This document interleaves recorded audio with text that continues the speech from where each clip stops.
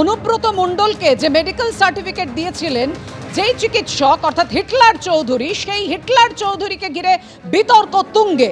Block স্বাস্থ্য আধিকারিক তাও কি করে বেসরকারি মেডিকেল কলেজে অনুব্রত মণ্ডলকে বেড রেস্ট লেখা চিকিৎসকের সার্টিফিকেটে প্রশ্ন বিরোধীদের।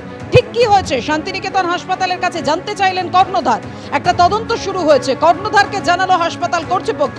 সার্টিফিকেট বিতর্কে এমনটাই দাবি কেষ্ট ঘনিষ্ঠ শান্তিনিকেতন মেডিকেল কলেজের কর্ণধার মলয় পিঠে। কিন্তু কোথায় বিএমএইচ?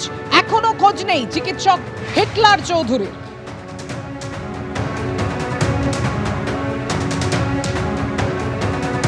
আমরা ডিপার্টমেন্টকে জানতে চেয়েছিলাম বিষয়টা কি, এই ধরনের কথা শুনছি।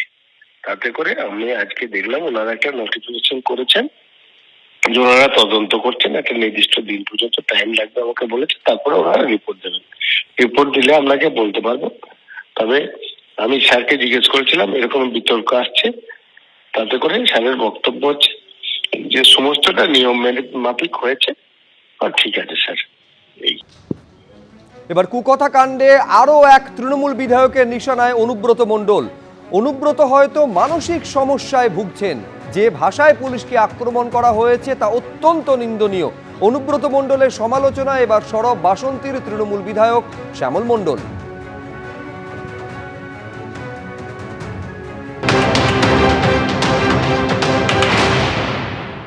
যে ঘটনাটা ঘটেছে, যেভাবে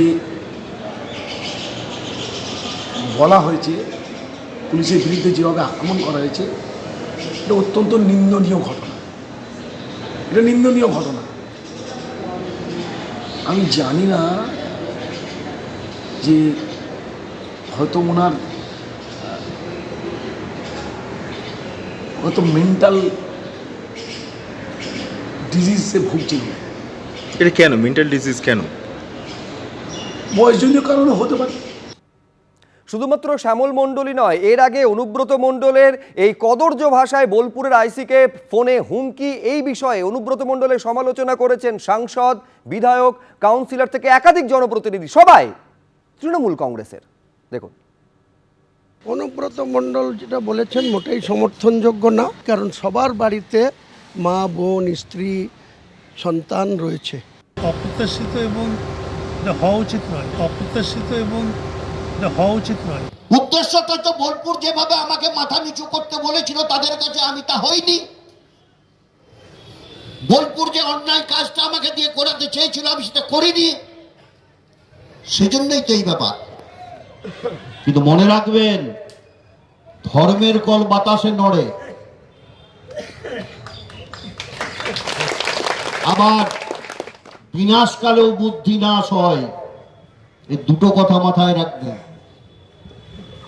ধর্মের কল বাতাসে নড়ে, বিনাশকালেও বুদ্ধি নাশ হয়। বুদ্ধি যখন নাশ হবে, একটার পর একটা ভুল তার মধ্যে থেকে হতে থাকবেই থাকবে। এটাই হতে চলেছে। সেজন্য এভাবে সংগঠন নষ্ট করা যাবে না। লজ্জাজনক। রাজনীতির ভাষায় যদি অশালীন কথা চলে আসে সে তো খুবই খারাপ। বলতে চাই এটা অন্যায়। দলের এবং দলের শৃঙ্খলা রক্ষা কমিটিরই এই ব্যাপারে সিদ্ধান্ত নিতে হবে।